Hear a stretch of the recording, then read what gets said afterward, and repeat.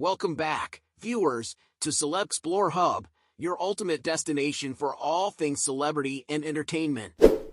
Today, we're diving into the dynamic world of Prince Harry and Meghan Markle as they strategically carve out their path in the media landscape. From polo matches to cooking shows, the Sussexes are making waves with their ambitious ventures. Stick around as we uncover the details behind their latest endeavors. Prince Harry and Meghan Markle are setting their sights on building a media empire, drawing inspiration from the successes of celebrities like Ryan Reynolds and Selena Gomez. Their recent involvement in a charity polo match, captured by Netflix cameras, offers a glimpse into their grand strategy.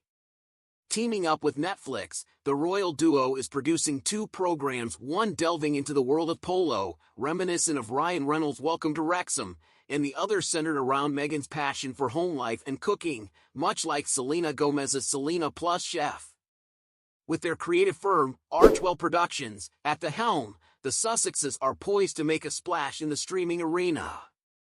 Harry's recent triumph on the polo field, coupled with the strategic choice of showrunners and executive producers, reflects their calculated approach to media ventures.